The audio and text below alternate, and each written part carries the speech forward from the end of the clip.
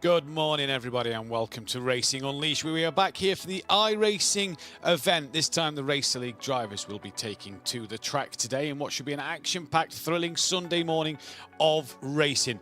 I'm your host, Matthew Duffin, bringing you all the live action and the coverage of today's race around the Hockenheim ring in the Porsche Cup car. As we saw 2 weeks ago, the Challenger League drivers got their chance to take to the iRacing track, and now it's the Racer League drivers' turn for their opportunity at this fantastic event and this fantastic opportunity at a bit of prize money at the end of the day. There are plenty of drivers on the grid today and fantastic opportunities for all of them to win some prize money at the end of it. As we saw last time out 2 weeks ago, we had a fantastic 2 heats, a fantastic B final and then a fantastic grand final with action-packed racing all throughout the event. Short and sweet events, but they are filled with drama. It was great watching last time out, and I'm sure it'll be more of the same today. We do have a lot of drivers, a lot of talented drivers on the grid. Some familiar names if you're a Racing Unleashed follower and have been for a few years now. You will notice a couple of drivers' names out there. None other than yesterday's winner, Alejandro Sanchez, will be there to the grid after his great win yesterday. He'll be looking to take back-to-back wins on the Racing Unleashed channel and looking to take some prize money home with him, as well as his day trip to to Ascari that he won yesterday. It was a fantastic event, and I'm sure that when we bring the second round, it'll be even better as we go forward into it. The drivers are currently in a bit of a practice session at the moment, and the timing screens in front of me read for very interesting reading so far. There is not a lot separating the 13 drivers that have set a valid lap time at the moment, and that is very interesting reading indeed, because I believe it is 9/10 of a second that separate them 13 drivers. So all good reading so far if you are one of them 13 drivers at the moment. A couple of other drivers yet to put a lap time in. But we are going to now take a look with James Walker at a bit of our hardware of our Racing Unleashed simulators.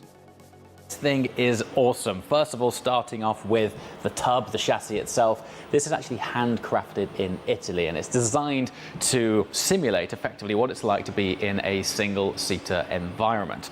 Now, when you lower yourself inside here, you are sitting in a real carbon seat, which is very tricky indeed. Now, what self-respecting single-seater wouldn't have a removable steering wheel? This also carbon effect, real carbon shifters here, and there is a plethora of tech for you to learn as you go down the Racing Unleashed journey.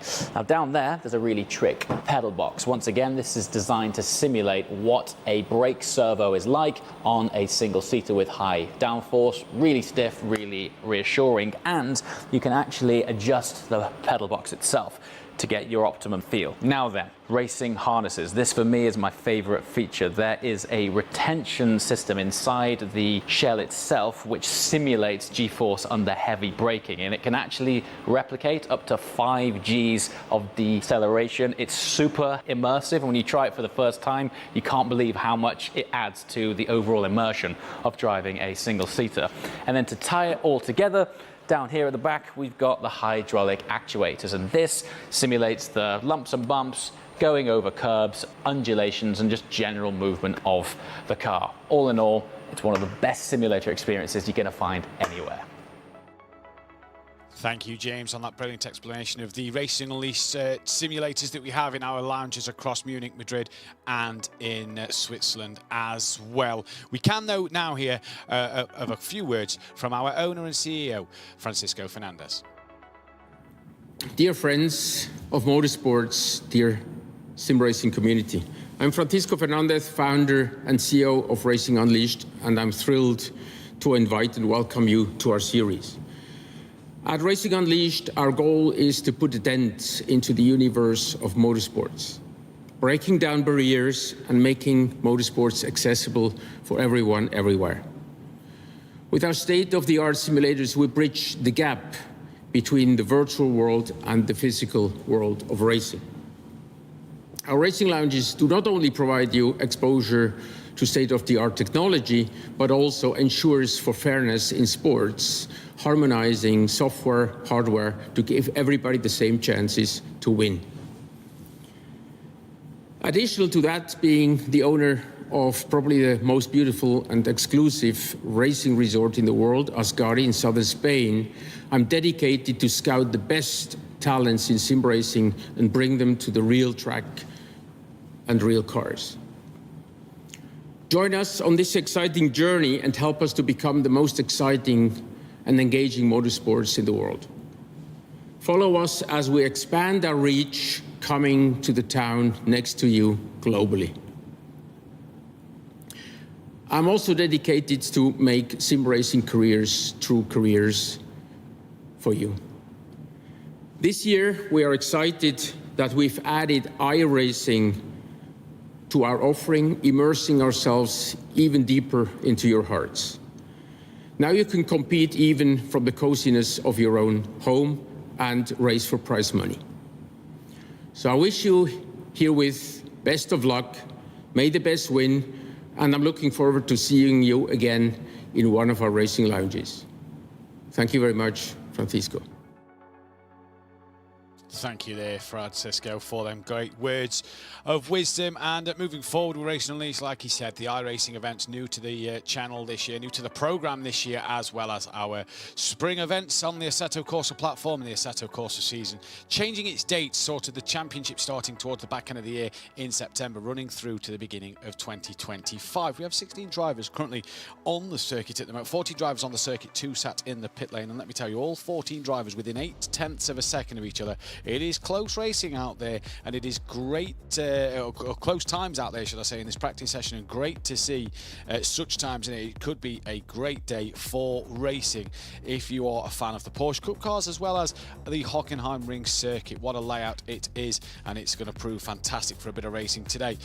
Obviously, we saw the Vallelunga circuit in Assetto Corsa yesterday provide some great action with the Road to Ascari that Racing Unleashed do here. The second event of that will take place at the end of April, and then the next iRacing event will be in 2 weeks' time as well, with announcements coming later in the day with what that event will be. That'll again be for both Challenger and Racer League drivers. In 2 weeks' time, we'll be back for the Challenger League, and then in 4 weeks' time, we'll be back with the Racer League drivers as well. So, announcement later in the day.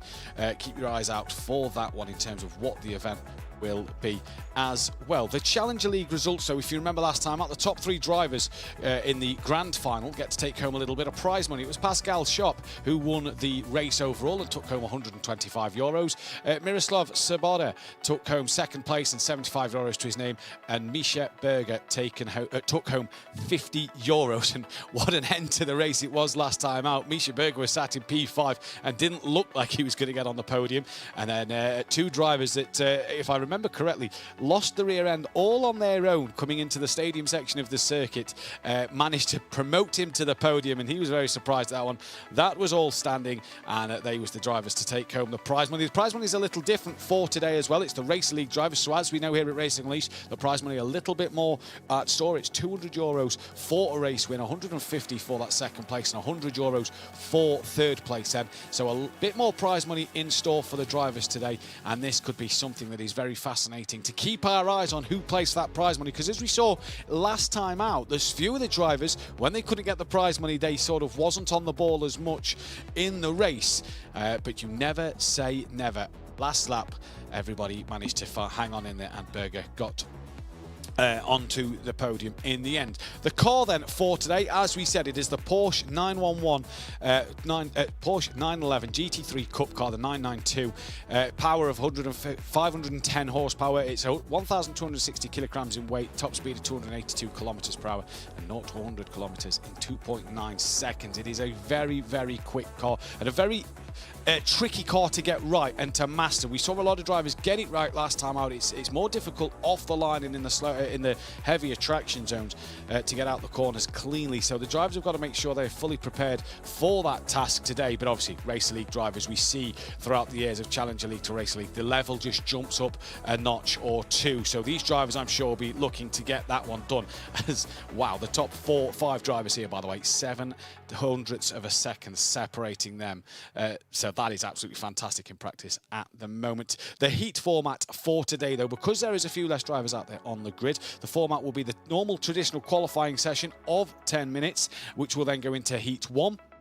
Heat 1 will obviously be the odd-numbered drivers who qualified in the more traditional qualifying session. They will be in Heat 1. Heat 2 will be the even-numbered drivers. We will then go into the Consolation, or the B final, if you will, which will just be all 16 drivers taking to the race, a bit of a sprint warm-up race for them, if you will, based off of that. And then the grid position will be decided from the 2 heats for the finale of the race. There will be no eliminations for drivers today due to there being only 16. Every driver will go through the heats, the Consolation, and then into the final race. But the heats will be the one that will set the grid for that finale. So make sure you keep your eyes on that. Again, the odds will be in Heat 1, the even-numbered cars will be in Heat 2, and that'll all be determined based off of the qualifying session that we have coming up a little later in the programme in about 3 or 4 minutes' time. That'll be what we're looking at there. We do, though, have now a bit of a track preview for you of the Hockenheim Ring, and it is a fantastic circuit, as you can see behind me, based in Germany. Great to see Hockenheim out there on the sim platforms. Obviously, we don't get to see it much in the real world nowadays. Bit of DTM, and that's much of what we see. But you come through a tricky turn 1, you can use a lot of the curb on the runoff to try and propel yourself into this second corner, which is very easy to get a mistake, as you have to come right, then you flick it back to the left, as you want to get the power down as early as you can for that long run all the way down towards the hairpin, which is absolutely crucial. We could see a lot of overtakes and a lot of dive bombs go off here. We saw that a few weeks ago in the Challenger League event. So these drivers have got to make sure that, you know, respect and room is given. We saw Shop and Sabota have great racing into the hairpin all day long. You slingshot yourself out the hairpin, you propel yourself out of it, get a good launch. From there you come to then turn 7, a flat right-hander. As you go over the curb, try and use as much of the runoff on the outside as you come through towards turn 8. And again, another overtaking opportunity. We saw a few cars on the outside of 7 look up the inside into turn 8. So a chance there for drivers to maybe propel themselves forward there. As you then get a short run into 9 and 10. 9, a little left-hand kink. Getting into turn 10, you saw drivers on the curb. You don't want to take too much and be too greedy. It's easy to unsettle the car as you come to 11. Little lift off or a dab on the brakes as you come through. Try not to run too wide. You will end up in the gravel trap there before you enter the stadium section, where we saw it all go wrong last time out for the 2 drivers in 3rd and 4th. Turns 12 and 13, dropping downhill in towards 14 and 15. Not really an overtaking opportunity place, but we saw a few cars just dive up the inside into 15, which was fantastic to see before that all-important 16th corner, propelling you around in towards turn 1 there then. So that is absolutely fantastic to see. And we are now going to look to the qualifying grid at the moment. 15 drivers set a lap in the practice session, separated by 8.5 tenths of a second, as we are getting ready to go into that qualifying session then for the first race. Here is the Hockenheim Ring. 55% chance of rain. Is that on the screen? I'm not too sure. The humidity, apologies. No rain for today's event. I hope that we do bring some rain later in the year. That'll be absolutely fantastic. As we can see then, 21 degrees temperature, clear skies and a 16 kilometre an hour gust. It is 27 air temperature here at the Hockenheim of the 2.81 mile length circuit. So great to see these Porsche Cup cars going round. A lap record in the real world of a 1:41.1. So what will we see the drivers do today as they're getting ready to go out into their qualifying session.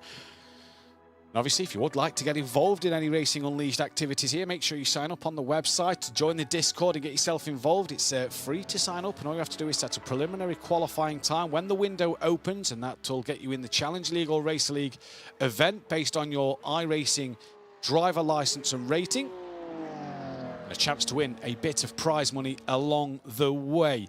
All the audiences across all 3 platforms at the moment. Let's hear from you in the comment section as well, and we'll try and read a few of them comments out during the race, as we can say a good morning to all our viewers at the moment, and morning to Matt and Sim Racing fans, says PN Motorsport Gaming in there, so he's awake and ready to go. Did you watch the Grand Prix, or are we back in bed after the Formula 1 this morning? That is the question. Here is Alessandro Porta, Pablo Espes as well. It's great to see the drivers' cameras here. Now, this is one of the rules that we have set up at Racing Unleashed. The drivers have to show their webcams and their footage of themselves in their bedrooms or wherever they are located throughout the house. And it's probably a good thing I don't race, because you'd end up with 3 kids running around in the background all the time, and 1 trying to grab the steering wheel out my hand. So it's a good job I'm sat behind the broadcast desk and not behind the steering wheel. Ciro Zambra, a recognisable face. There he is, in his bedroom, and I know that the prize money he won from a lot of his races at Racing Unleashed in the Racer League last year funded for the new sim equipment that is in his room now. So it is great to see him on the iRacing platform taking on this challenge. in his lovely pink and purple car, and his room looks like it's coloured nice and pink and purple to match the car as well. So great to see Ciro Zambra out there at the moment. As he enters the final corner now, this 10-minute qualifying session will be getting ready to see. Ciro gets it underway now for himself, and a few of the drivers are already out there on the lap. Go Renzo in the chat, so it's great to see some support for drivers out there in the comments as well. So Ciro Zambra, the first man on a lap time that we are seeing as he comes in towards turn 2, picks up his braking point. You just listen for that throttle input. Nice and steady, patiently gets it on as his livery manages to load onto the screen. So it's no longer the pink and purple car, it is his team livery of the Alpha Esports race team then on the car. And just to state as well, there is 3 Apex Racing drivers out there on the grid today, 2 from the Academy and 1 from the Apex Racing team. And that Apex Racing driver is Alejandro Sanchez, who will be out there as well. Here is Alejandro Sanchez, a lovely green and black helmet with his yellow and black livery on the car. Fantastic to see, an absolutely beautiful livery on that car. And Alejandro Sanchez, the race winner and the winner of the Ascari track day yesterday. He'll be looking for a bit of prize money to add to his track day performance as he comes through the hairpin then and down the long straight he comes in towards the flat right-hander.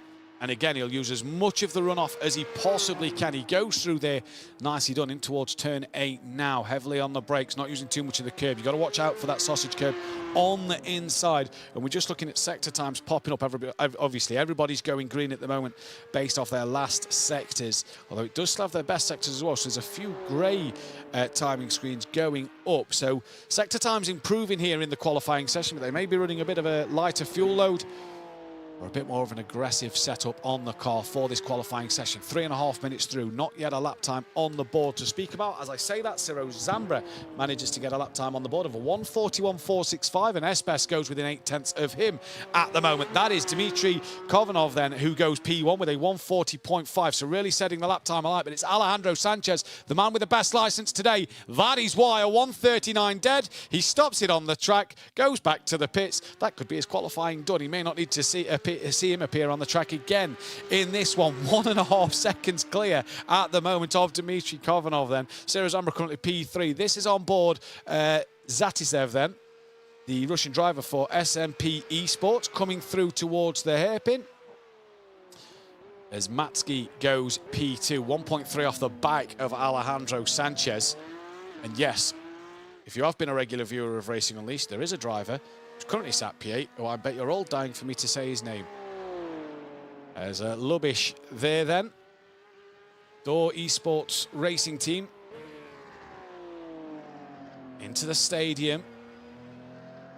And again, just hear these Racing League drivers just patiently waiting to apply the throttle here. Where is Nicholas in terms of lap times? He has set his best sectors on this lap at the moment as he's going to come towards the line now. Will he set his best time of the day based on practice? He comes to the line now, crosses it and goes nowhere at the moment, so it must have invalidated his lap. Yeah, invalidated the lap somewhere along the lines there. So he's got to go again to put a lap time on the board. Here is Luis Belike, one of the Apex Racing Academy drivers. Just trying to get it through all the corners in the Apex Racing livery.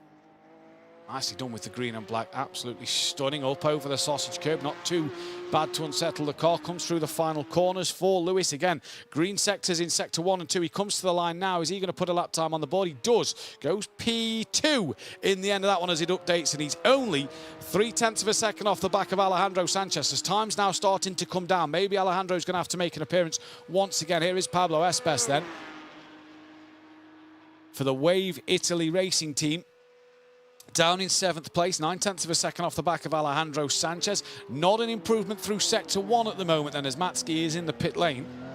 So no improvement at the moment, and it is only Lubish who has not set a valid lap time at the moment. So he's going to have to go again. Alejandro Sanchez is back out there on the circuit, I can see on my timing screen. So he'll be preparing to go for one more lap, possibly get 2 more runs in as well. running as little fuel as possible. Here is Pablo Espeso coming in towards that middle sector now. Oh, up over the curb, a little wider on the exit than he'd have probably wanted to be. I imagine he's going to bail on this lap and have to go again second time around. Again, yet no improvement through that middle sector. As Lubisz does put a lap time on the board, puts himself up into P10 at the moment. And Ciro Zambra's the next driver who's about to finish his lap time. Is he on an improved lap? No, he's not. He's down on his sector time for Espes. It is going to be bailed and go again next time around. Ciro Zambra does put a lap time on the board. The next one will be Damien Harris, the only English driver on the grid today for the same team as Espes, the Wave Italy racing team. Green sector 1, green sector 2. Is he going to improve on his lap time? At the minute, he does, goes P13 as the timing screen updates here. So Damien Harris for the Wave Italy racing team goes up to P13, putting Dmitry Kovanov, Patrick Thompson down and Ciro Zambra down into that 16th place. But it is Thompson who is next to the line, I believe, just in front of Mario here that we can see on the circuit. Currently P3, no improvement that time around. Green sector 1, but this middle and final sector was not an improvement around there. So Velgut will have to go again for the Impulse Racing team then. As Porter comes across the line, he doesn't improve either. A few drivers just coming to the end. Matteo Kunze, who's got a few fans in the chat cheering him on as well. Currently down in P7. He is coming to the line. Doesn't look like he's on a better lap though this time out, so it might be an outlap for him. So far it's 0.3 of a second from Belik to Alejandro Sanchez. And it's an Apex 1-2, so I'm sure the guys in the studio will be very, very happy to see that one pan out at the moment. Matski in the pits, 0.8 off the back. Ciro Zambra 1.6 at the moment from the race leader. A couple of lap times being improved here. Mario, the guy we're on board with, has set green sector 1 and 2. It's been a nice tidy lap so far. Maybe just dipped an outside wall of the wheel onto the gravel there. Didn't seem to unsettle the car at all. As there we go, Renzo Uhlenbrock goes into P3. Pascal Costa now moves up into P4, so a few drivers late on in the session just improving their lap times. But P6 and P7 and for Costa P4 will not get another lap. And here comes Mario Velgut into the line. And what will he do as he crosses it, goes up to P4 ahead of Costa, but he is done for the day. Here is Alessandro Porta then, our Italian driver, currently down in 13th place. He's had a green middle sector. What will it be at the end? It was no improvement through the first sector. Where will this put him towards the line as he crosses it now? Any improvement for Porter as he comes across? Believe there wasn't, so he stays where he is. Matteo Kunze then, the next driver to the line, the privateer. Best lap of a 39.920. What will he do as he rounds the final corner? Just looking at his sector times, no improvement at the minute. So he needs a good final sector to find that 2000th, and he doesn't find them there.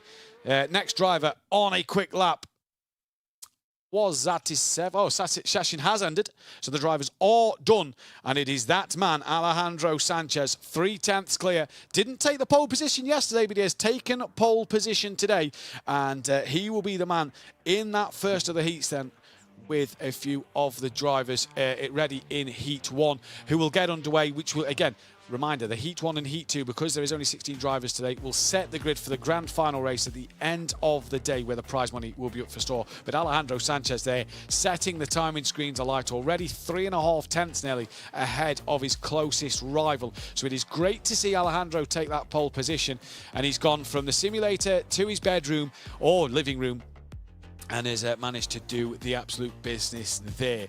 Just looking at a few of the comments in the chat. P3 for Renzo says, Griffin, it's great to see that one. And this is iRacing. This is not a version of ACC. This is iRacing. Phil in the chat, who has asked the same comment twice. It is iRacing, Phil. So PC only, no sort of console compatible platform for this game. It is just a PC iRacing version. But a good bit of chat for Renzo in there as well. We do have the grid order though for the first heat. 8 drivers will take to the first heat. It'll be Alejandro Sanchez from Renzo Uhlenbrock then with Pascal Costa, Maxime. I'll read their names off the laptop because I can see them a little better. Mariotti in P4. P5 will then be Kunze. P6 will be Zatisev. P7 Porter, and P8 Kofanov then coming from the back.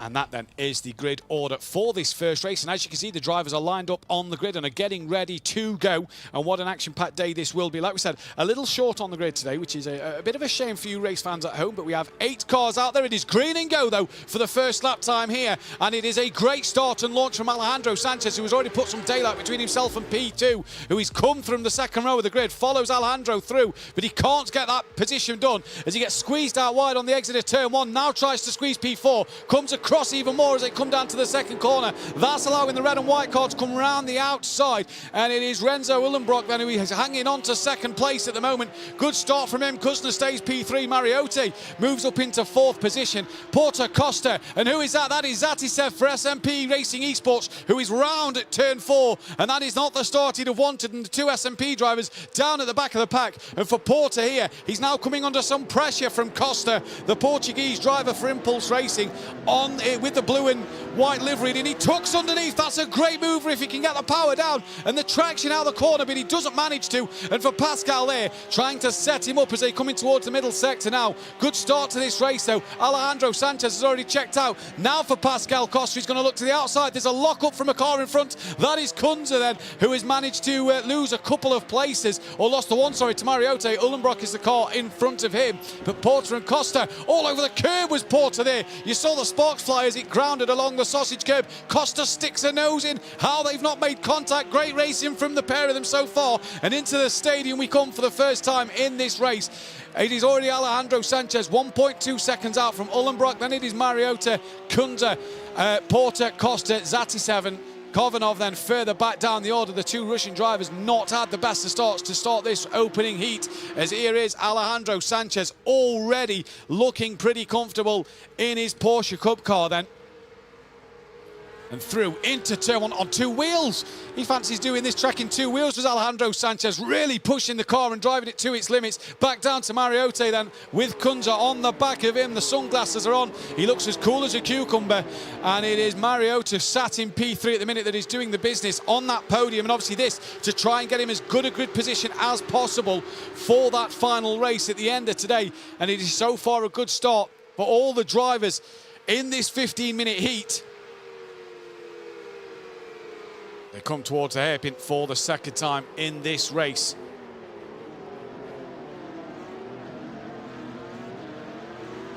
All through nice and cleanly. And the gap between 3rd and 6th is separated by a couple of tenths of a second here. And I've just been told in my ear, apologies, that the grid position for the heats will set the Consolation. It'll be the race result from the Consolation that will set the grid for the finale. As here is Alessandro Porta. Looking to try and make a few moves, or get closer, sorry, to the back of Kunze then. But he's also got to watch in his mirrors because Costa is right behind him. One of the cars, they just dipped a wheel onto the gravel. Not quite sure who that was. And for our 2 Russian drivers for the SMP Racing Esports team, a little off the back at the moment. Down the order. Here is Mariotti. Trying to defend now from Kunze. Uhlenbrock has got a bit of a gap now. He's got over a second to 3rd place at the moment. So the French driver looking to hang on in there for that podium and get a good position in the Consolation, the B final, if you will, which will be a sprint race qualifying format, I suppose, today, for the drivers to set them up for the race a little later on. So 3 sprint races effectively to set up that finale race. Looking back then from Mariotti, you see the red and white livery of Matteo Kunze then, a privateer in the background. He's coming through the pack and trying to get on the back of him. Closes under braking brilliantly there, and that was Porter running a little deep at the hairpin, but Costa couldn't capitalise on that one. So Porter got away with that a little bit there, just ran a little deep and manages to get away with doing so. But is he now starting to feel the pressure of Costa behind, I wonder? As they all come through in towards the middle sector then. And Porter here really trying to defend at the moment. Let's take a look at a bit of the start here. It was a great launch from Alejandro Sanchez. Really got off the line well. And it was that battle for P2 that was raging on. You see there that it was Uhlenbrock that managed to keep hold of second place and managed to hang on in there as all the drivers came through. And was it the two SMP drivers that had a bit of contact, I wonder? Oh, yes, it was. I think then that it was Zatsev who lost it by himself, I've just been told. So no contact from his teammate that it looked like on the replay. A lock up there for, and that's how Canenza lost the position as Costa getting close to the back of Porter once again, coming into turn 2, but just can't get the move done. He does though, still have just under 10 minutes left in this race and maybe setting himself up for that opportunity. Sanchez out front 2 seconds clear, and then it's 6/10 separated second to third, but Costa's going to pull out now down towards the hairpin using the slipstream of Porter in front. Costa looking up the inside. Who's going to break the latest? Try not to lock up and outbreak yourself. Nicely done. Room given by both drivers. Great move from Costa there, and he moves up into P5 ahead of Porter, and now Porter can become the attacker. Costa has to be on the defence, but can he try and pull away and gain onto the back of P4 and P3 as Porter there immediately sticking to the rear wing of his Porsche Cup car. I wonder what the other 8 drivers are doing at the moment. Probably sat there analysing this race and watching on, looking what they can do. Here is Renzo Uhlenbrock then being caught slightly by Mariota and Kunze here then. So far so good for Uhlenbrock. Not under immense pressure, but just a little amount that he knows there's drivers behind him. Could do nothing about Alejandro's pace at the moment. Last time out, Alejandro best lap of the race. We may as well wait till they cross the line now. The last time out for Alejandro Sanchez, a 39.8. 40.4 for Uhlenbrock, and then a 40.1 for Mariota. So Mariota just a little bit quicker, as was Kunze then. And then Costa as well at 40.3, so a little quicker than Uhlenbrock as well. As there you see the last laps on your screen. So all going well for the drivers at the moment. Then here is Uhlenbrock. Down towards the hairpin corner. He's got 0.4 of a second gap between the car behind him. And Kunze here then has just dropped off the back of Mariota in towards the hairpin, closing under braking. But a good exit just over the sausage curb, probably a little more than he'd have liked to there. That would have just disturbed the rear end of the car slightly. He's managed to keep it going and pulled that little bit of a gap out from the hairpin. So good stuff from Uhlenbrock.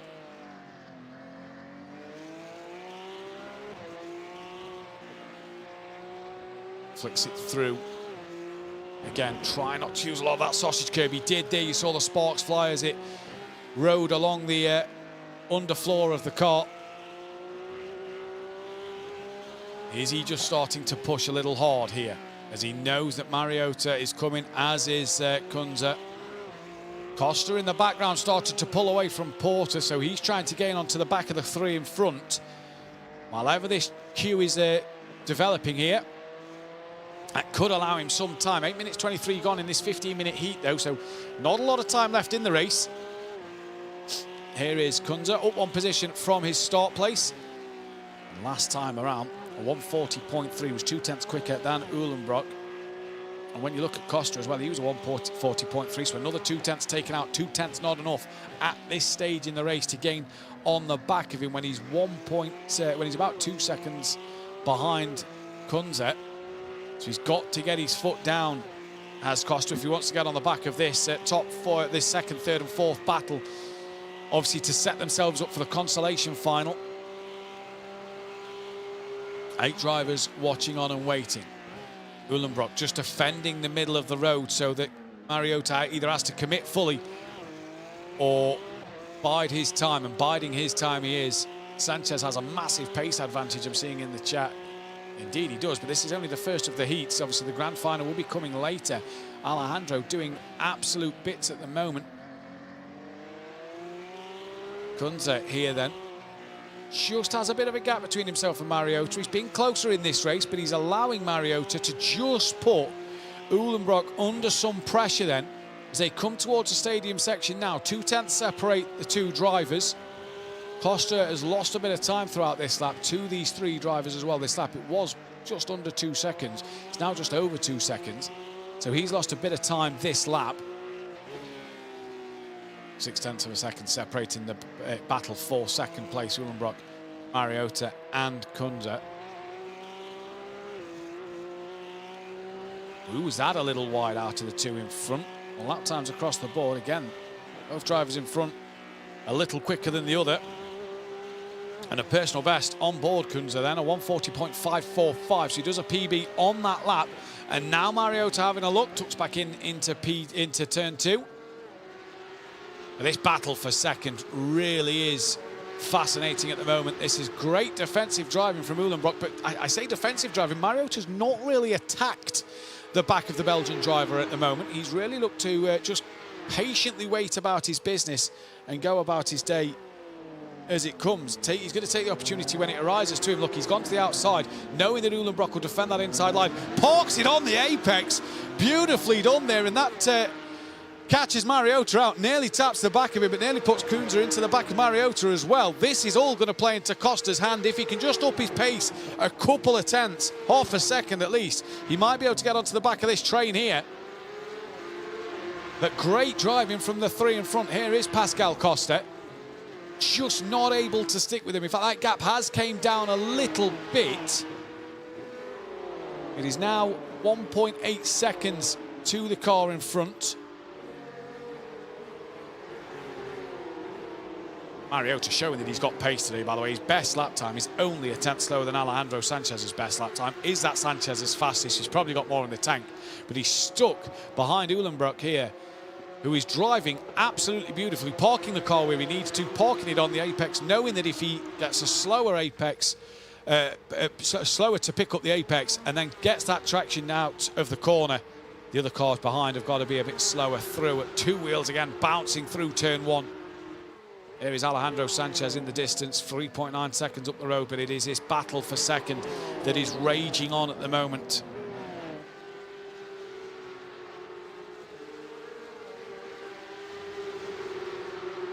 Mariota really trying to put Uhlenbrock under some pressure here.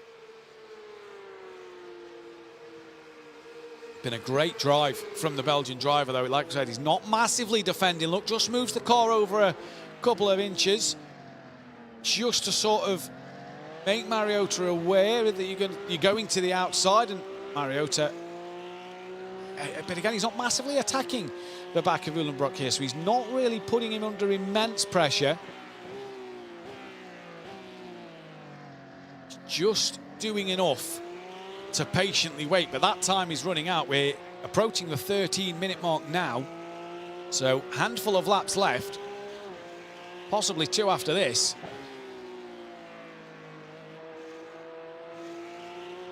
Mariota's got to get a move on Uhlenbrock there, drops 2 wheels into the gravel trap, so just runs a little wide on exit, making that mistake. Doesn't open the door, though, for Mariota to have a look. 1.5 seconds now, Costa to Kunze, with 2 laps possibly left in this race. He's got to get a move on this lap to really attack on that final lap to get a good position. But, you know, P5 in this race, we'll see where it puts him in terms of the consolation grid. Come across the line of 40.7 for the 3 drivers. Costa gaining another 0.2 of a second, but it is not good enough. 0.2 at the moment. Porter has just dropped away from Costa as well. He's being caught by Zatisev then, the SMP racing driver, racing esports driver, apologies. It is Uhlenbrock, stayed second place throughout this race so far. 2 laps to go in this great fight for second place.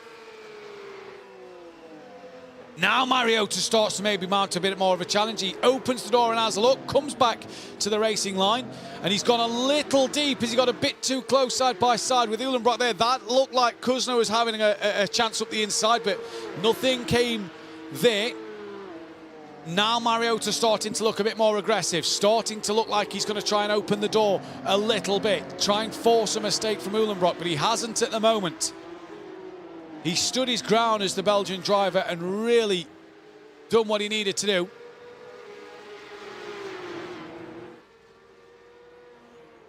Here is a man who we've not really seen much in this race, Alejandro Sanchez. Dominant, likes to flag at the moment. There is only 10 seconds left in this race, so there will not be a second lap here.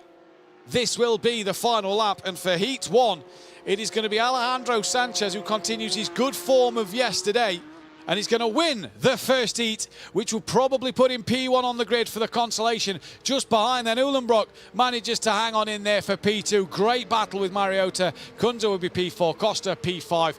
Porter is going to come across the line in 6th place. Zatisev in the background there, not the race for him. And his fellow team driver of Kofanov, 7th for him. And Kofanov rounds the final corner. It will be P8 for Dimitri.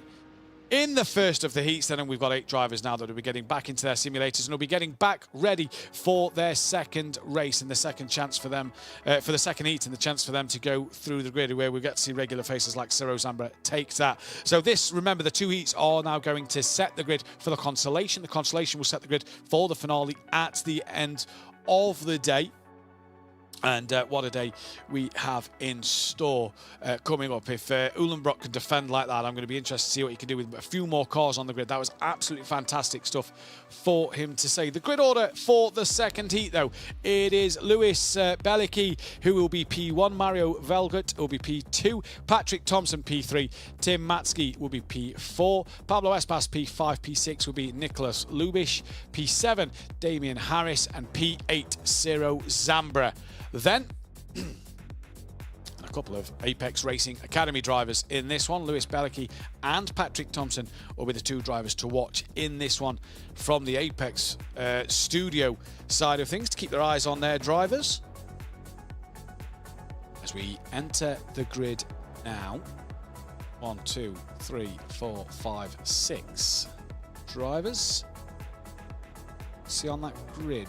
Looks like there's a couple of grid spots empty there. Waiting for 2 drivers to confirm, ready up basically, if you will, to get onto the grid. And then we can get ready to go. As the drivers are just there waiting for them, and we will see what we await for them to appear on the grid for this one. So 6 drivers at the minute, just waiting for the other 2 to be back in their simulators, ready to go for this second heat and for the 15-minute second heat race in this event.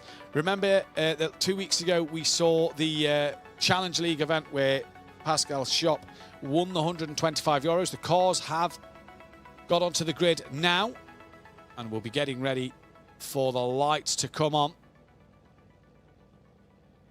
as they patiently wait here for the red lights and the start of this race at the Hockenheim ring.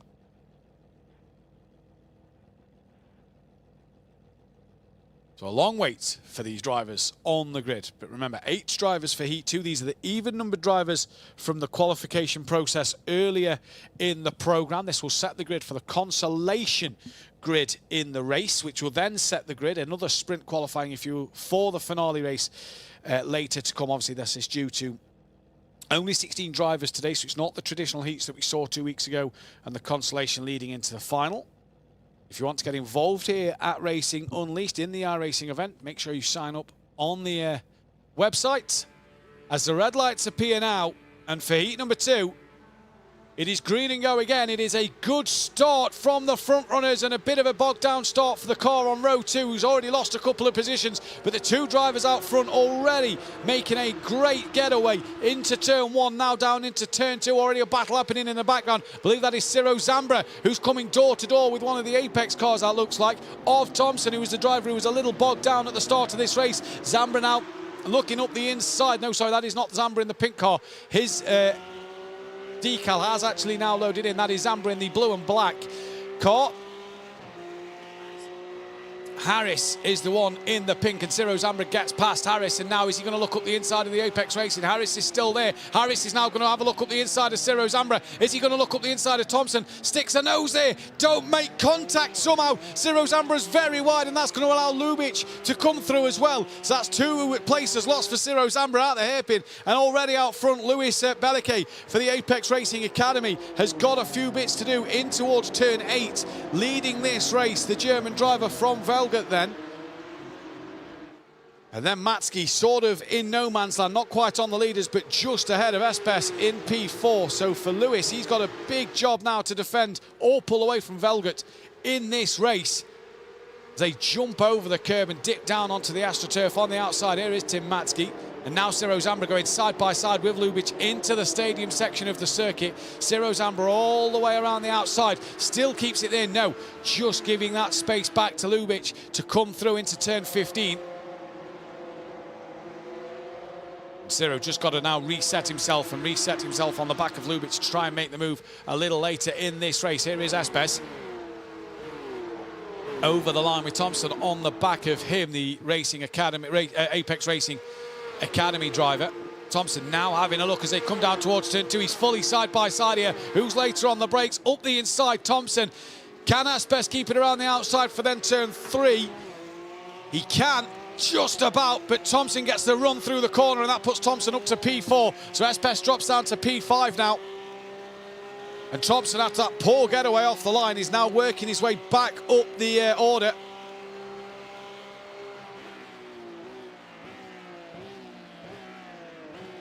Bit of a battle for the lead as well. Bellique and Velgert out front at the moment.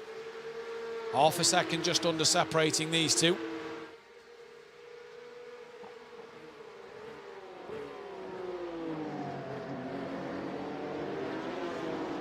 Through they come then, turn 8 into 9 and 10. Already gaps starting to appear as Thompson's now going to try and hunt after Matsky then. Here is Velgert in P2. Really pushing the limits there is Bellique, but he has extended his gap this lap, so it has opened up just a little more. Velgert as well, just being able to extend his gap over Matsky. So a quieter race at the moment at the start of this one. Ciro Zambra has fell off the back of Lubic here. He's trying to get onto the back of Harris, who's up on position from his race start. Velgert really taking a lot of that sausage curb, and that's where you see the difference between the Race League and Challenger League drivers. 2 weeks ago, they wasn't really touching the sausage curb on the inside. This week, they are all over it. And it is Bellique leading from Velgert at the moment. Matsky P3, Thompson P4. Here's Espes trying to stay on the back of Thompson, but he's got Harris and Lubic just behind him, with Ciro Zambra falling behind in the background.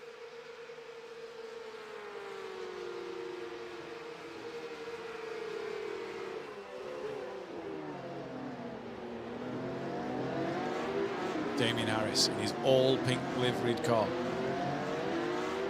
The English driver for Wave Italy Racing, behind his fellow colleague of Pablo Espes for Wave Italy Racing as well.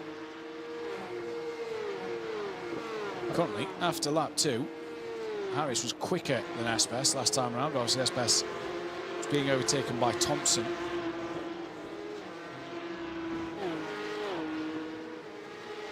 Who's not managed to pull away massively from Espes in this race at the moment, but is closing the gap to Matsky. There he is. That's possibly why, if he's just dipped a wheel into the gravel trap. For Maniti Racing. Tim Matsky then. Just wanting to cut out the mistakes here.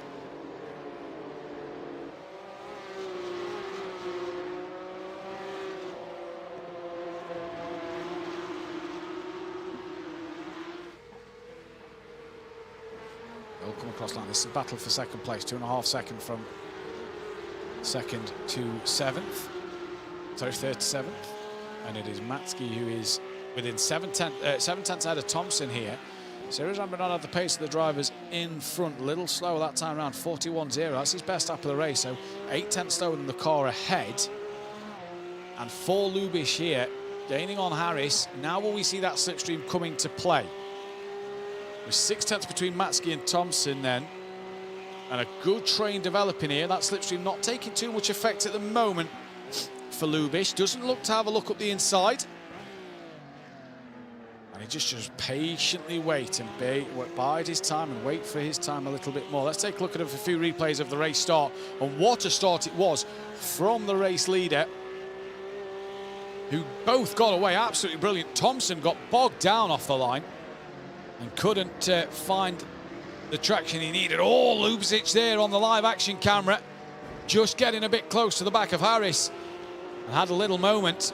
This was Harris on the inside of Thompson and Ciro Zamba at the beginning. Lubisz as well trying to make it 4 wide into 3. And they all filtered through. Ciro Zamba managing to get the move here on Harris before Harris kept his nose there and managed to get him back at the hairpin, in which invited Lubisz through as well. This was great driving on the replay from Ciro Zamba. Managed to get that jump early on. Then here comes Harris in the pink car. Even had a look at Thompson at one stage, but thought better of it. Ciro Zamba runs deep because he has to leave the car's width, and that's going to invite Lubisz up the inside, and through they all went. Lewis Bielicki out front now, 1.1 seconds.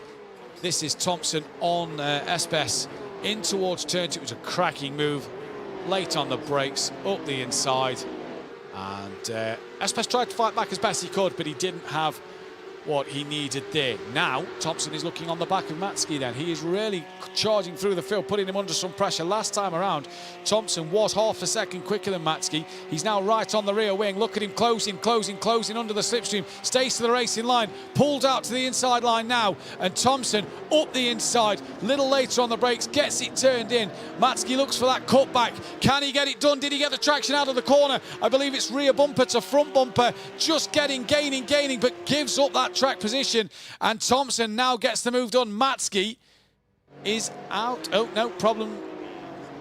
Yes, potential disconnection there, not quite sure. Matsky is out of the race. We did lose his camera there, so Matsky is out of this race. So that'll promote a few drivers. Oh no, he's back. So a lag problem there for Matsky, possibly on their own Wi-Fi, but he is back up into P4 now. Thompson did get the move complete. Here comes Espes on the back of him now, and here's Lubisz trying to still attack the back of Harris. We saw during the replays there that he was putting Harris under some pressure, got very close to the back of him. And for Lubisz, quicker the last time around than Harris. Quicker this time around than Harris. So Lubisz at the minute putting pressure on the English driver as he pulls to the outside now. Did Harris let him go? Looked to me that Harris has let him go there. So not quite sure what Damien Harris did, but I thought he was defending the inside line. He's pulled across and let Lubisz go. Is he now going to try and follow Nicholas through the pack and get onto the back of the other cars? 9 minutes gone, 6 minutes left in this race, apologies. Now Damien Harris trying to follow Nicholas Lubisz through the pack. Espes on the back of Matsky, who's being just dropped ever so slightly by that of Thompson. The gap to the leaders has come down a little bit. Velget trying to come back on Bielicki. Now Matsky still having to defend. He'll want to attack the back of Thompson, but can't do so at the moment.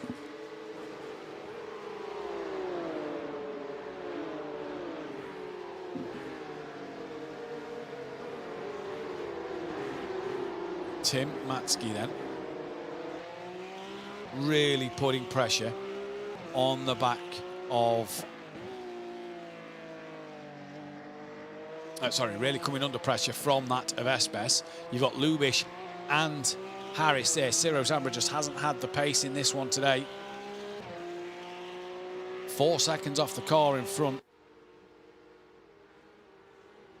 As again, yeah, Matsky again, just struggling with maybe a bit of connection problems. We'll see if he comes back in. Awaits the car to magically reappear in between this battle, but that promotes Espes up a place. He's tumbling down the orders again. This, again, to me, seems like a home internet connection problem for Matski. Espes then promoted up to P4 as it stands. Lubisz, Harris, Ciro, Zambra promoted as well. Zambra does his best lap of the race. They're a 140.5 last time out.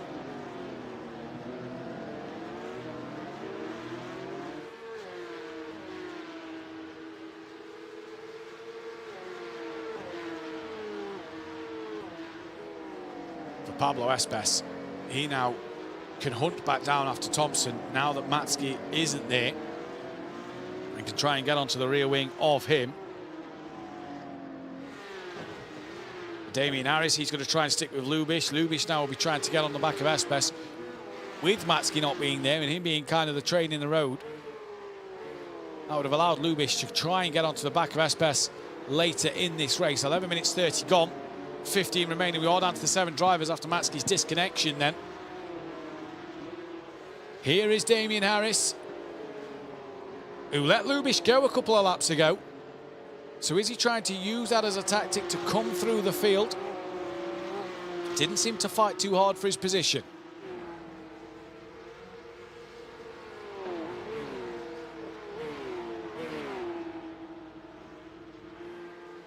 Really attacking the sausage curb through turn 1 is Harris. Here's Thompson. P3 at the moment, the Apex Academy driver. Got Espes right on the back of him now through turn 2. There's just a little mistake possibly for Thompson. Espes being able to carry that bit more speed. Espes was a 10th quicker last time around. 2 out front. Great job from them 2 today. There is the last laps. Belicki 140.8, a little off the pace last time around, but hasn't really had that gap closed. Velga 140.5. Well, them 2 are checked out up front. They've got a second between them. Here is your race leader then, Lewis Belicki. Leading the race by 1.1 seconds. Good gap over Velget in second place. Here is Mario. Good job from the pair of them. And again, this is just the first heat. We've got the consolation sprint, if you will, today, before the grand final at the end of today's proceedings.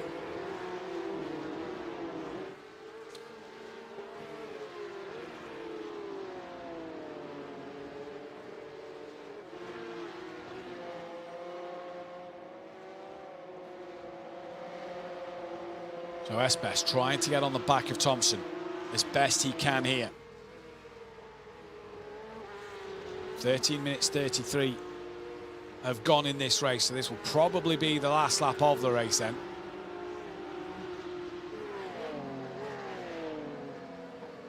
All the drivers back into the 140, 142.7, so just off the pace, maybe just trying to relax a little bit, and we'll get back in the zone for the next race.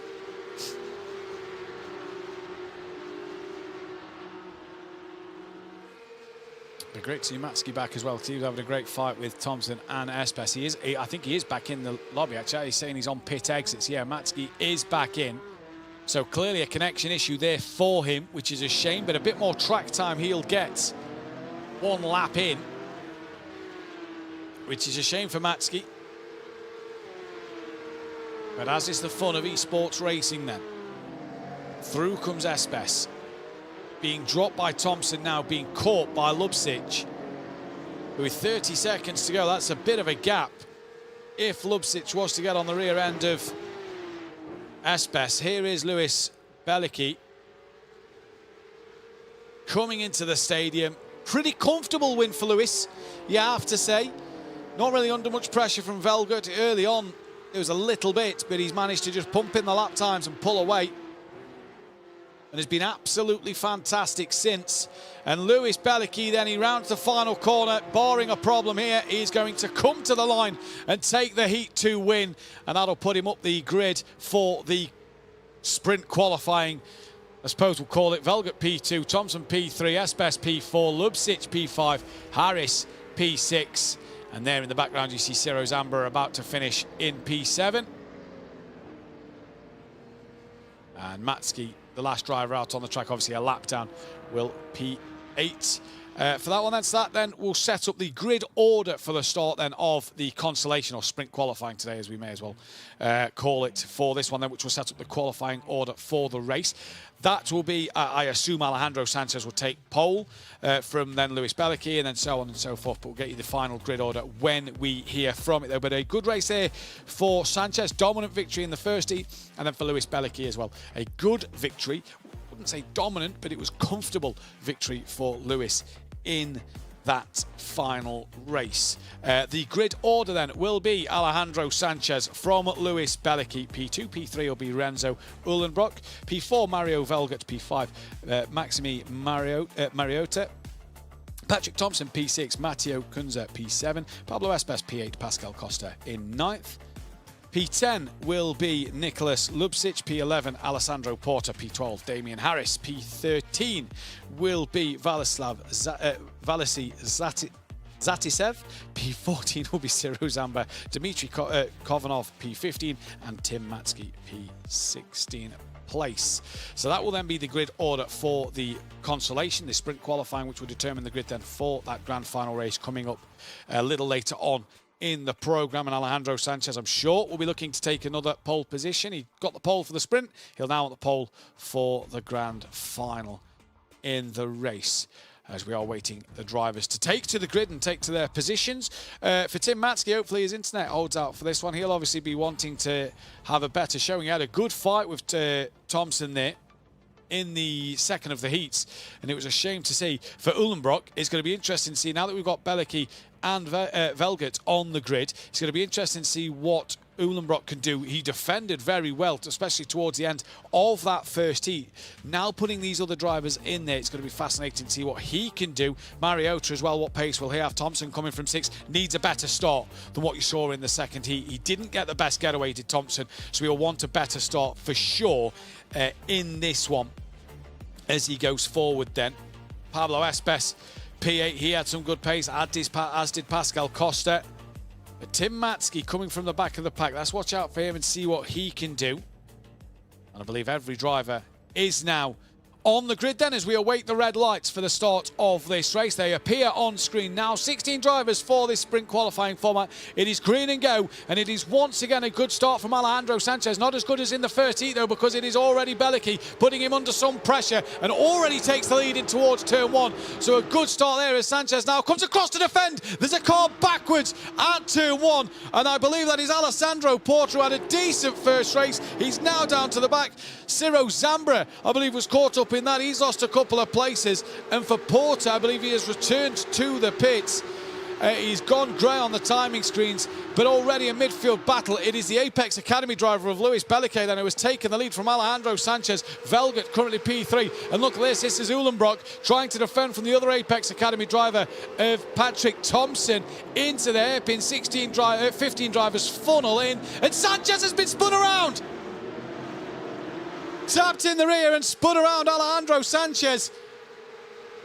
And he's got work to do now as they all filter through him.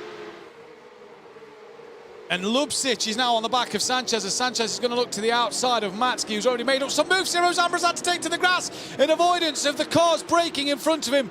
Brake later, and Ciro Zambra, he'll be kicking himself with that one. As here comes Kunze then down the order, 6 places. Having a good little battle here with Zatisev. Matsky's out the race again. Is that more internet issues for Matsky then? Porter in the pits as well. And Zatisev doesn't manage to get past Kunze there, but it's Lewis Bellicki. Got the lead at turn 1. And what a drive, what a job it was over Alejandro Sanchez. Uhlenbrock P2 now has a gaggle of cars behind him. Velgert P3, Thompson P4. But keep your eyes on Alejandro Sanchez, currently down in 10th place. He's going to fly through the field, you feel, based off his pace in race in the first heat, sorry. Uhlenbrock will be difficult to get past. Sanchez down 9 places at the moment. And Matsky is back. So, again, must have been just a little dropout in internet for him, as he is actually there in 12th position on the timing screens. This is Damian Harris. He's got Sanchez behind him. He's got Kofanov just ahead. Kofanov looking up into P8. He's had a good start to this race. In this 10-minute sprint, Sanchez late on the break, round the outside, try and sweep it back underneath. No, can't do so there. Great driving for Damien Harris at the moment. Alejandro Sanchez, though, currently P10. And that'll be his good position if it stays this way going into that grand final. He gets really close to the back of Damien Harris, pretty much pushing him through turn 8. And if you have been a regular viewer of Racing Unleashed, or you do follow the Apex Racing team, you'll know that this man is very determined. And Alejandro really looking to get racy on the back of Damien Harris here, as Harris is going to look up the inside of Kofanov in towards the stadium. Turn 12, up the inside for Harris. Kofanov gives him plenty of room. They're still side by side as they're going to drop down the hill now. Harris lets it go, and Sanchez through, up the inside. Great manoeuvre from Alejandro. Very opportunistic there from the Spaniard. Gets Damien Harris done, and now he's on the back of the Russian driver of Dmitry Kofanov then. Already having a look into turn 1 is Alejandro Sanchez. Great move from him. Here is Uhlenbrock. Has lost out to Velget and has lost out to Thompson now, so he's made a mistake at turn 1. And tumbling down the order. He's now gone a little wide, and that has allowed Mariota through. And he's continuing to let Costa through now. Being told he possibly has a slowdown that he's trying to clear on his screen. Well, here comes Alejandro Sanchez, who's going to look up the inside. He's going to squeeze through the middle of Uhlenbrock, up the inside of Kofanov.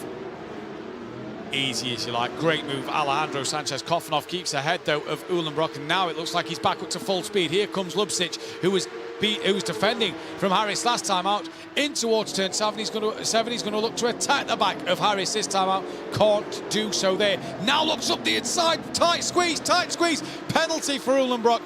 Must let Sanchez pass. That is why he had to slow down. He's had to let Alejandro pass. He's picked up the penalty. That'll possibly be for spinning Sanchez round earlier in the race.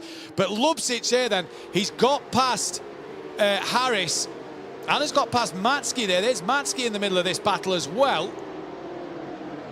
And then comes Zatisev, Ciro Zambra a bit behind in the map. What a gaggle of cars here. 16 on the grid, but fantastic racing. Belicky and Velget 1-2 at the moment once again from Thompson. And that is Kofanov a little wide. This could allow Uhlenbrock to have a look through the final corner. He didn't. Now Kofanov drops a wheel into the gravel.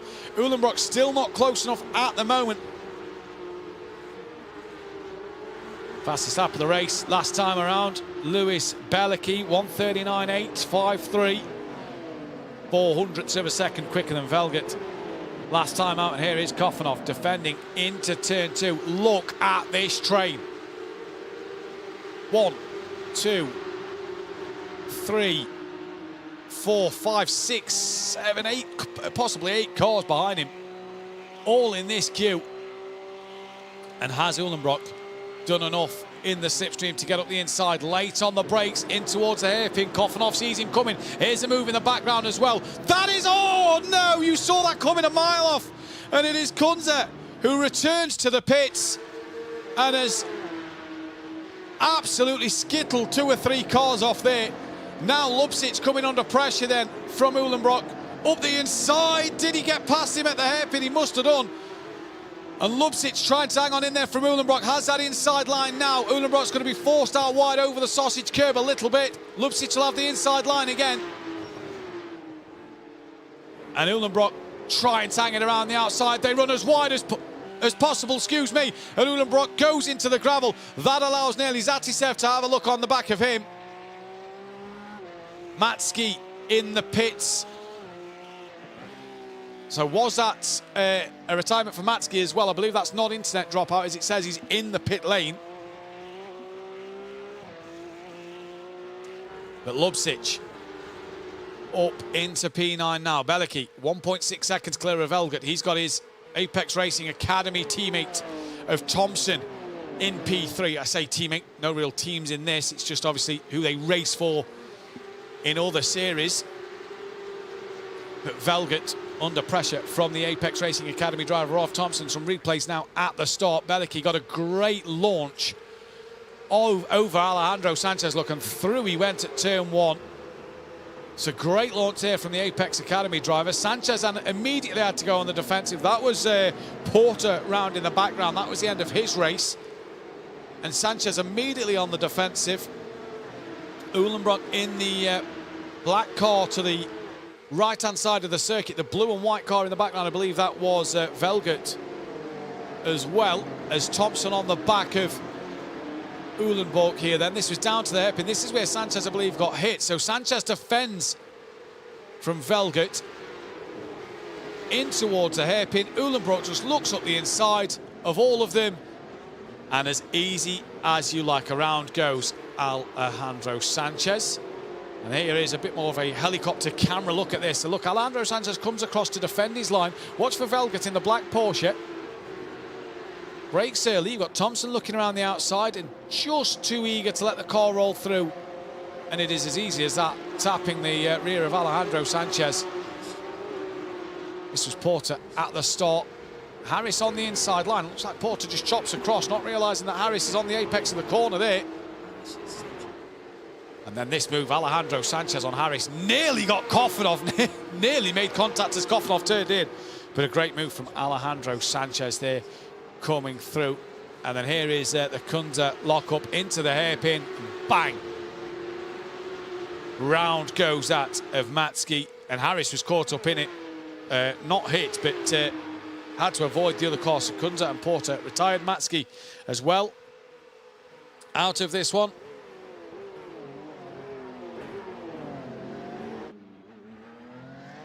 Now we have Velgert defending from Thompson, but Thompson looks like he's got a bit of a run underneath. No, he hasn't, not quite enough. Sanchez is gaining on the back of Espes, but this potentially the final lap of the race. Now Thompson looks to make the move on Velgert through turn 7 to the outside of 8. Velgert goes, and around the outside he's going to try and go. Velgert will have then the inside for 9. Thomas tucks back in behind and waits for the next time he can make a move.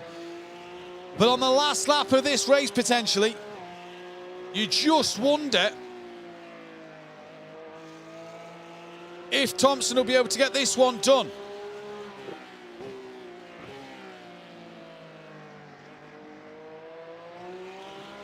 I don't think he's going to, unless he's going to have a look where Sanchez had a look a little earlier. He's having a peek, but it's not going to be. It is going to be, though, Lewis Belicky, who won the Heat 2. He's going to take pole position for the grand final. He'll come across the line, P1.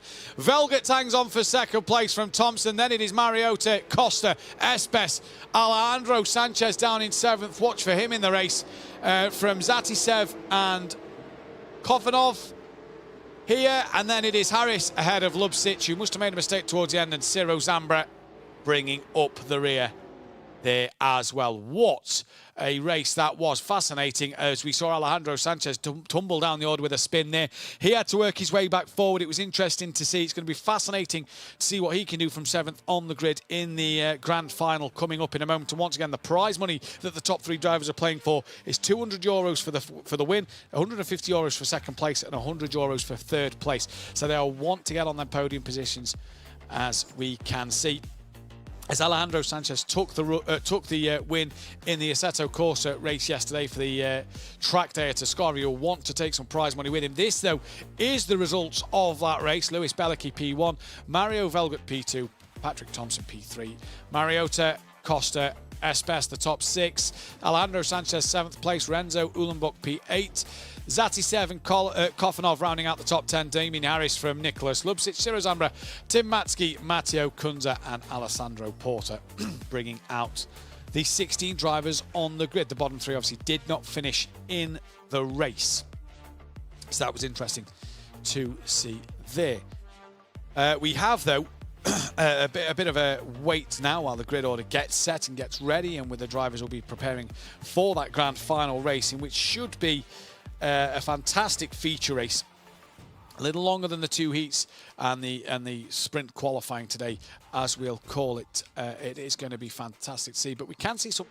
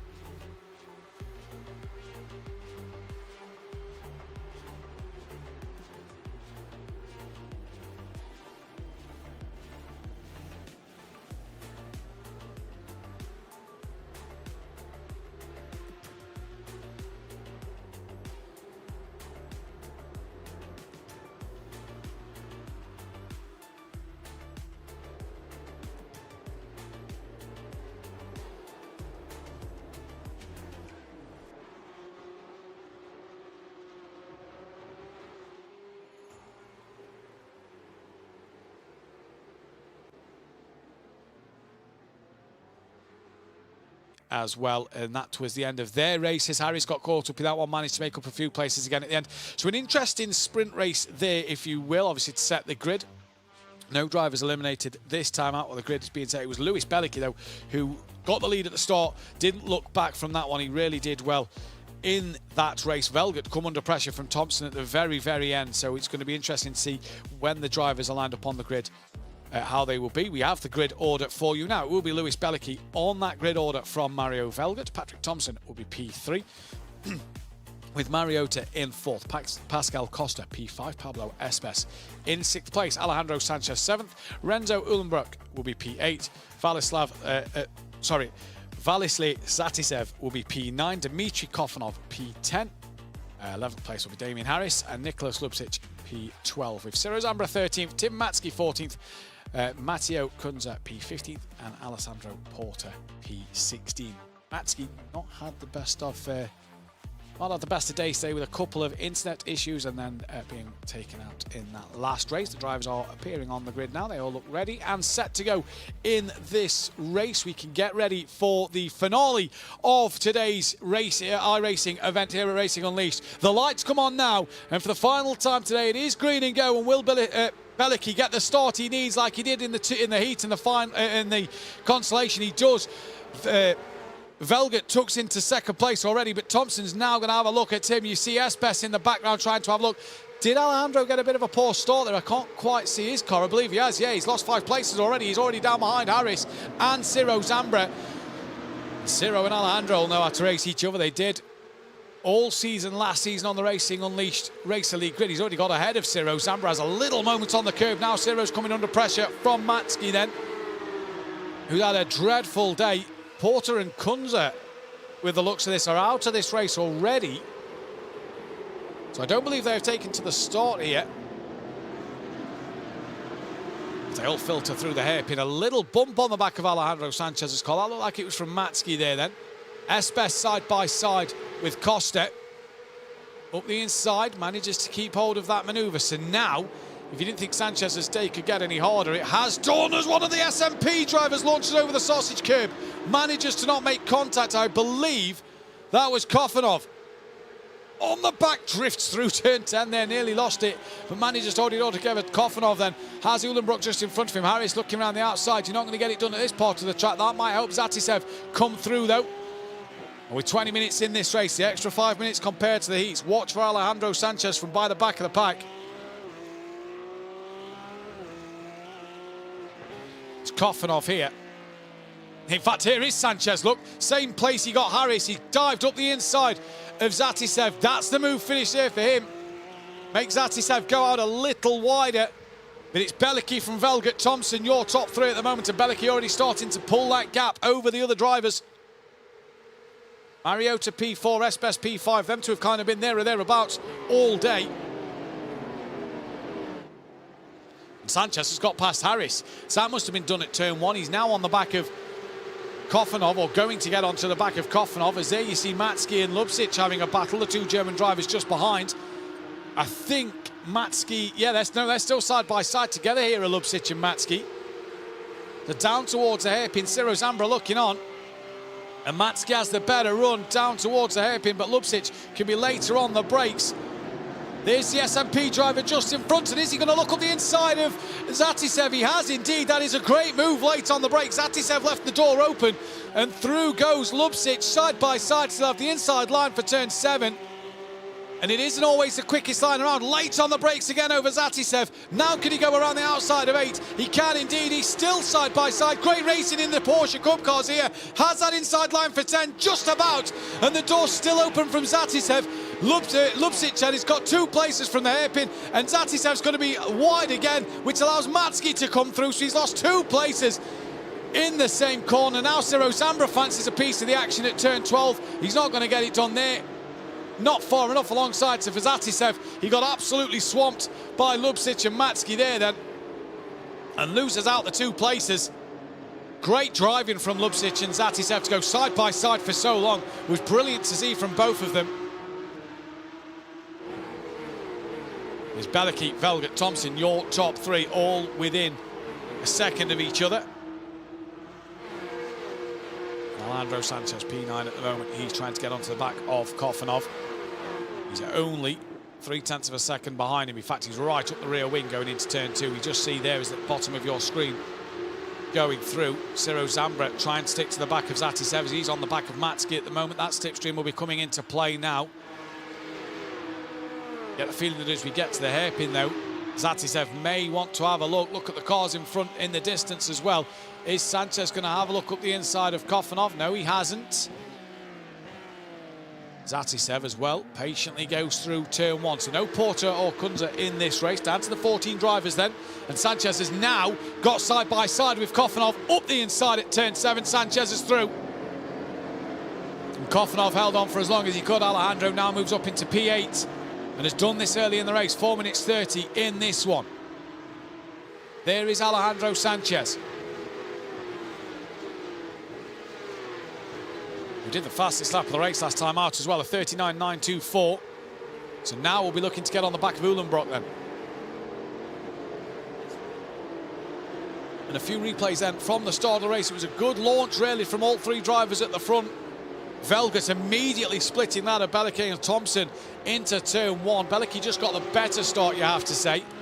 Sanchez bogged down massively at the start, lost 5 places, went nearly to the back of the pack.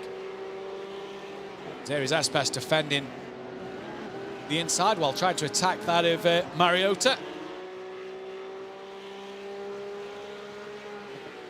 They see Ciro Zambra, Lubcic, and Matski as well, all having a little battle in the background on the replay towards the hairpin. They came, that was Uhlenbrock there on Costa at the hairpin this time, didn't make any contact. Couldn't really get through. His Espes was a little slow, so that kind of delayed his run through the corner. Look at that live action. What a train of cars behind Velgut. In fact, no, behind the leader, to be fair. He's only 3 tenths off the leader.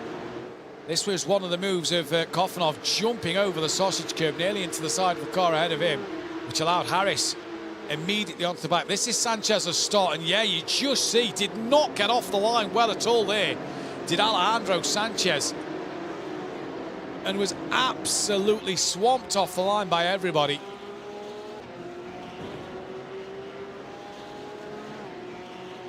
Oh, good move there. Could have gone into the SMP driver. Managed to not make contact. And this was their fight all the way through this lap. And Matski capitalises on this look. So you just see there that Zatisev runs a little wide, because he has Lubcic on the inside, and that's allowed Matski through into turn 30 at turn 11 there then. Back on board with Costa. Live action for you here then. Gap out front's just extended to 0.6 of a second. Velgut still defending from Thompson. This the battle for 4th place. Mariota, Espes, Costa, Uhlenbrock. And Sanchez only 2 seconds off the back. In fact, Sanchez actually half a second off the back of Uhlenbrock already. So he's motoring forward. Did another fastest lap last time around. The only man in the 39s at the minute. There is Uhlenbrock. Sanchez not quite with him, though his gap's extended actually to 6.5 tenths. Uhlenbrock trying to gain on the back of Costa. Costa trying to gain on Espes. They're coming to the hairpin. 7.5 minutes gone. Race not over for these drivers yet. We saw in the Challenger League race that on the final lap of the race, the 2 that was fighting for the podium, the 3rd spot, ended up spinning around. And it was 5th place that got onto that 3rd step of the podium. Here's Pablo Espes. Ooh, just a wiggle of his steering wheel there as it just bounces over the curb. He clatters with it hard. And now Sanchez is gaining onto the back, to the rear wing of Uhlenbrock. It's Costa closer to the back of Espes, having a look. Is this the moment? Sanchez might feel like a move. This has been one of his overtaking spots today, or his only overtaking spot. No, Costa patiently waiting. Sanchez just getting that little bit closer to set them up. Oh, Espes a little wide. Is that going to cost him a bit of momentum down the straight? No, it doesn't. Sanchez a lot quicker than the car in front, some half a second quicker nearly than the car in front. And there is the last lap times. See for Alejandro a 39.936, Nulenbrock a 43.91.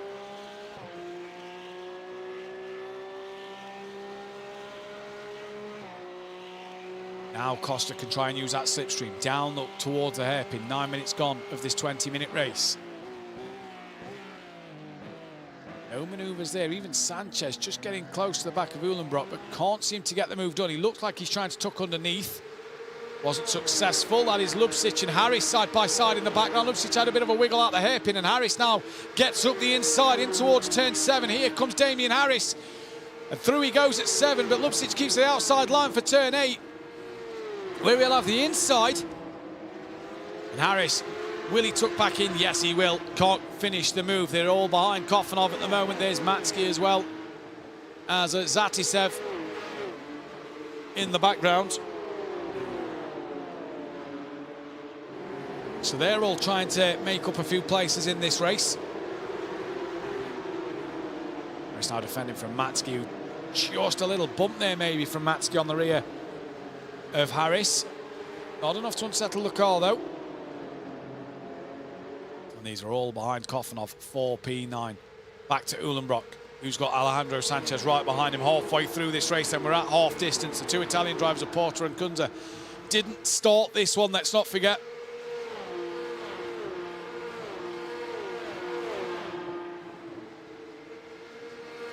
For Uhlenbrock, he's got to start to be a bit more wary in his mirrors.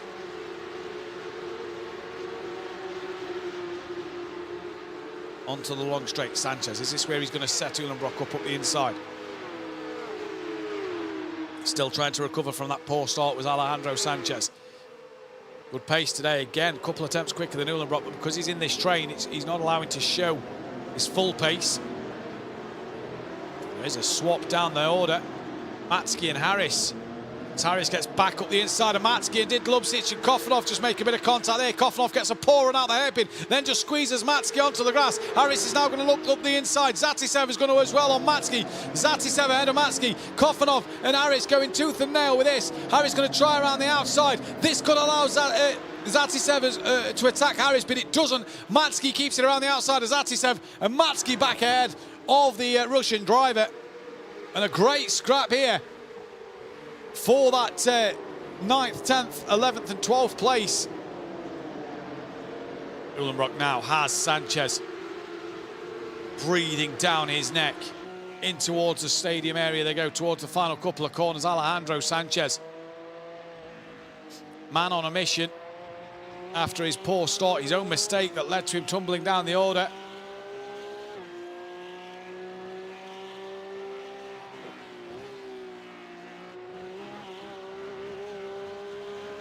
Bouncing off the curb, a little wide that for Uhlenbrock. Sanchez, remember, started 7th in this race. He's only down 1 place at the moment.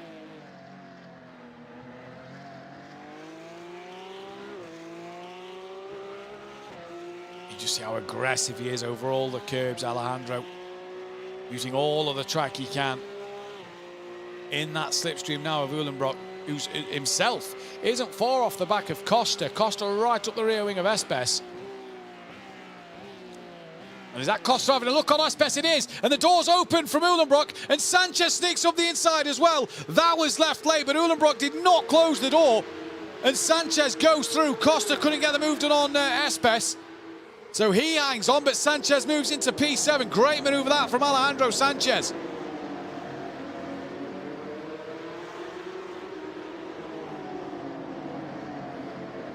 Absolutely fantastic racing there from Alejandro. Saw the door open, went up the inside, made it stick. Pablo Espes hangs on to P5 as well. Out from Bellicki, half a second is his gap. It's not as good a gap as he's had in other races, but it's still comfortable for him at the minute. Velgert can't put him under any pressure because he's got Thompson right behind him. And now Sanchez looking up the inside into the penultimate corner and gets Costa done. So now, with 6.5 minutes left in this race, Alejandro Sanchez has decided now it's time to go. He's on the back of Espes now then. who is about 1.5 seconds off the back of Mariota, who himself is getting onto that lead train. Now Costa defending from Uhlenbrock then. Into turn 2, going to look around the outside as Uhlenbrock. If he can keep it there, he'll have that inside line for 3. Can he do so? He's trying, he has. And is it up the inside? Will he make the move stick? Costa just on the grass a little bit there. Still side by side for Uhlenbrock and Costa here. Uhlenbrock is now ahead just about half a car length, but Costa will have the inside line for the hairpin. Sanchez is going to look for a dive on Espes, and another good move from Alejandro Sanchez. Espes trying to come back at him on the exit. Now Costa as well with Uhlenbrock side by side.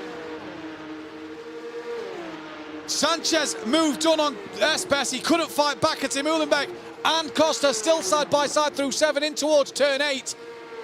And now Uhlenbrock gets that move done. Costa can't find a way back through. Tries to tuck underneath at 9. He'll be on the outside for 10 and decides to give that one up. But a good bit of racing there from these 4 drivers. So Uhlenbrock up a place. Costa's going to come back up the inside though. In towards the stadium at turn 11. Costa through on Uhlenbrock. No, just manages to keep it within the track. And Uhlenbrock fighting back at turn 12. Fantastic racing in the Porsche Cup cars here. Absolutely brilliant to see. Uhlenbrock stays out of Costa. And Costa, who was at 1 moment ago attacking the back of Espes, has found himself losing out to Sanchez, losing out to Uhlenbrock. Belicky out front 7/10 of a second, so his gap's extended to Velgert, who's extended his gap to Thompson. Mariota has actually closed the gap on Thompson himself, and Sanchez now within a second of Mariota already. So already starting to see these gaps come down. Well, has Sanchez actually made a mistake because he's just lost out to Espes? I wonder if Sanchez had a little moment there through turns 1 and 2, because he's made a mistake and lost out to Espes then. Just got to get that work all done again. Here's Tim Matsky and Damien Harris. These have banged doors and gone wheel to wheel all day today. And they continue so now. Damien Harris hangs on to that one. Zatisev looking in the background. Kofanov just in front. Lubzic in P9. This is Mariota getting closer to Thompson. While Thompson getting back onto the rear wing of Velgert then. Prize money at stake for these top 3. 16 minutes 20 on, so we're coming to the end of this grand final race here.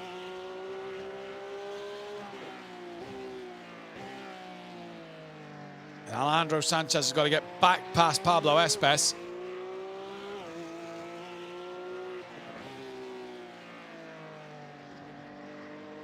Belicky from Velgert from Thompson. This is Mariota, P4.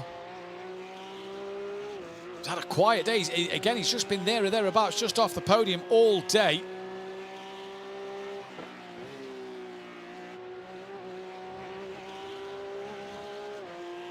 So it's now going to be about whether he can get through. This is Damien Harris, who has now lost out to Matsky and has got Zatisev right on the back of him. And is Damien Harris going to try and make a comeback on Matsky then? No, he's not. Defends that inside line just a little bit from Zatisev. Kofanov doing enough as well. We can take a look at a few more replays in the mid-stage of the race. Alejandro Sanchez up the inside of Uhlenbrock then, as well as Costa trying to attack that of Espes. This was all before it unravelled for Costa. Was once attacking Espes. Sanchez got past Uhlenbrock beautifully. Then Sanchez goes, you know what? I need to get a move on if I want that podium. Gets up the inside of Costa towards the penultimate corner. Then gets past Espes at the hairpin, which Espes did try and fight back for a moment. And behind you have Uhlenbrock and Costa as well. And this was Costa getting back ahead of the Belgian driver. Just forced him nearly into the gravel. An absolutely fantastic racing. And this is back live. Zatisev down 4 places. He's currently 13th place. Matsky's on the back of Kofanov. Zatisev is on the back of Harris at the moment then, as they all come through into the final couple of corners. 18 minutes 28 on the clock. So there's 1.5 minutes left And I believe Belicky has just started his last lap, so this will possibly be the last lap of the race here. Sanchez has got ahead of Espes again. So he's got back through, but he's 1.7 behind Mariota with 1 lap to go. So I don't think it's going to be a podium for Alejandro Sanchez in this one. Matsky's got ahead of Kofanov on the timing screens as well. So that one's been completed by Matsky. And that gap out front, Belicky to Velget, has just opened up a little more. Thompson then has, once again as well, had his gap opened up, but he's also extended his over Mariota. So the top 3 looking a little comfortable. Kofanov and Matsky going tooth and nail here. Matsky's going up the inside of the hairpin on Kofanov and nearly gets tapped by Harris in the rear. Managed to all avoid contact. But the last lap of the race, and it's Lewis Belicky then, who is absolutely flying. Matsky and Kofanov, they've exchanged places once again. Matsky's up into the top 10 now. And Belicky, Heat 2 win. Consolation win. Grand Final win for the Apex Racing Academy driver. Take home a little bit of prize money as well, so that'd be fantastic for him. Rounds out the final couple of corners into the penultimate one. Nice and easy as you go. Into the final corner. Lewis Belicky is going to be your race winner in the Grand Final today. Very happy with that race. Got it done at turn 1. And he didn't look back since. Velget P2, Thompson P3 rounding out the podium. Mariota P4, Sanchez P5, Espes in 6th, Uhlenbrook P7, Costa 8th, Lubsic P9, Matsky P10. Harris got ahead of Kofanov as well. P11, Zatsisev P12, Kofanov 13th, Sirozambra 14th, and Kunze and Porter didn't take the start of the race. So your podium 3, your top 3, Lewis Belicky, P1, Mario Velget, P2, Patrick Thompson, P3. They will be the drivers who will take home the prize money. €200, €150, 100 euros there for them. So congratulations to them 3 drivers. We'll get to speak with them in a few moments' time as well. There is the final classification. Lewis Belicky, your race winner. From that of Mario Velget, Patrick Thompson, P3, Mariota, Alejandro Sanchez, Espes, Uhlenbrook, Pascal Costa, Nicholas Lubsic, Tim Matsky rounding out the top 10. Damien Harris, Valasy, Zatisev, Dmitry Kofanov, Sirozambra, and as we said, Kuzna and Porter did not take the start of the race. Fastest lap did go the way of Alejandro Sanchez, but he just didn't have the outright pace to come through the field to get himself onto the podium. But what a race it was. Fantastic race. Great battles up and down the order. Great to see some good racing at the very end. It was a fantastic day of action.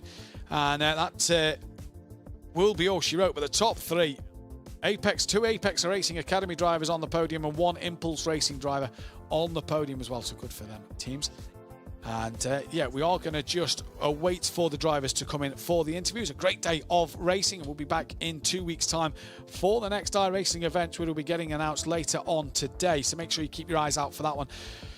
But what a day. We can all catch our breaths a little bit now. Some great moves pulled off there. Alejandro Sanchez, Damien Harris, Matsky made some fantastic moves, as well as the 2 S&P racing drivers of Zatisev and Kofanov in the thick of the battles today. It was really good to see everybody go through that there. It was really, really interesting racing at the Hockenheim ring then.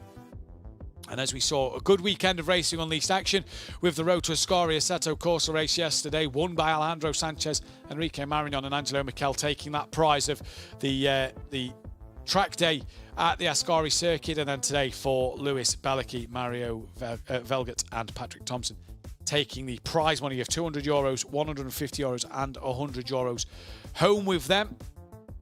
Fantastic to see all round what all these drivers did today. Great to see some comments in the chat earlier on.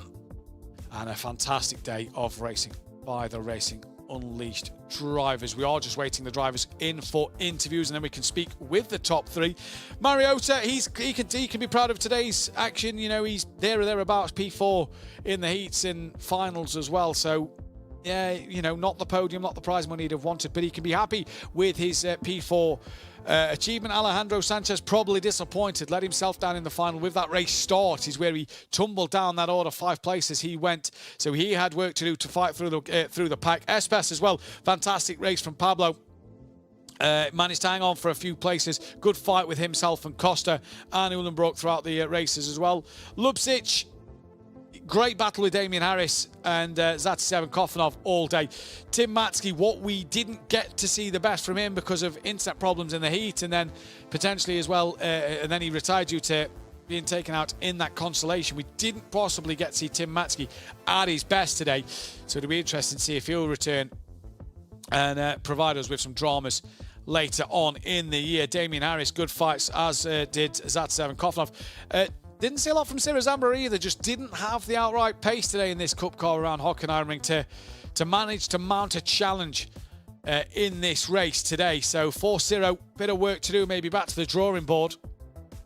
And as you can see behind me, some great shots. That was one of Alejandro's many overtakes then, and it was great to see from him. But what a day worth of action this was. It was absolutely fantastic to see the dramas, the thrills and sprills here at the iRacing event of the Hockenheim ring. That is the Porsche Cup 1 done. And as we said 2 weeks ago, each time we get to the challenge event, there will be a new event. We can though speak with our race winner, and we can speak with Louis, who will be the man to take home €200. Louis, congratulations on the race win. Thank you very much. That was a pretty good race from yourself, because you did it all in the in sort of the B final, if you will. You got the pole position there, and it was a pretty good start, and you didn't really need to look behind you much. Yeah, it was pretty. I mean, it was stressful. Mario was always behind me, and I made a few mistakes, but it was definitely reassuring that I managed to hold P1 the entire race in the Consolation one. So that gave me confidence for the main one. And again, in the heats and the Consolation, you and Mario looked like you had very similar pace throughout the entire day. That's what's gave you just had that edge over Mario today. Yeah, I mean, we were super close all week. This was also one of the officials, and we raced all day. It was 50-50 most of the times we raced in terms of pace and keeping up. And I just managed to have better tires and then just keep the distance for him. Keep the distance from him. A great day for yourself. The Porsche Cup cars, a car of a favour from yourself. Do you enjoy the Cup cars? Yeah, it's pretty much the only thing I race. So yeah, I was looking forward for this one. There we go. Well, we hope, Louis, to see you back at a few more events later in the year. But congratulations on the race win and that prize money as well. Congratulations. Thank you very much. Have a good day. You too. Louis then, very happy with his days working. All he drives is the Cup car, so an advantage for Louis coming into this one, into the day. Experience behind the wheel of the Cup car. Great to see Louis there. We can now speak with Patrick Thompson, who got P3 in the race. Patrick, P3, possibly the chance to maybe get P2, but you wasn't close enough to get Mario at the end. No, I mean, there was in the beginning I was trying to really manage getting the incident points here, because especially for T1 you can really push the limit there, so it's nice to have some buffer, but in the end I had no buffer at all, so I decided it was not worth the risk not finishing on the podium, so I just took home what I could get today. Yeah, took home what you could. It was a good heat, a good consolation, and a good final, you know, on the podium pretty comfortably as well. No challenges from behind as well. Yeah, I mean, Hockenheim's never really been a good track of mine, so to finish up here on the podium was actually a bit of a surprise for me, but I'm really happy that I managed to do so, and especially, I know Luis and Mario, they're both brilliant drivers in the Porsche Cup, and this is also one of the tracks where I feel they are quite good, so it was good not being left behind. Not being left behind. The Cup car as well. Is it a car of your favoured choice? I just spoke with Lewis there. He said that he enjoys the Cup car. It's all he drives. What about yourself? You've obviously said you don't like, you're not the biggest admirer of the Hockenheim ring. The Cup car itself? Oh yeah, the Cup car itself is, I mean, when Lewis and I joined the Apex Academy team, we were part of a four-man group who basically got in because we were really good in the Porsche Cup. So definitely is a favorite choice of mine as well. Well, P3 today, Patrick. Congratulations, €100 for you to take home as well, and hopefully we see you in many more events throughout the year. Yeah, I'm excited to do so. Thank you, Patrick, there. And a great day for the Apex Racing Academy team as well. First and third on the grid, so great for the Apex Academy Racing team there. We don't have Mario for an interview, so we're not going to be able to speak with Mario, unfortunately, but he got a good P2 for the Impulse Racing team as well to come home with €150 in his bank account later on in the week.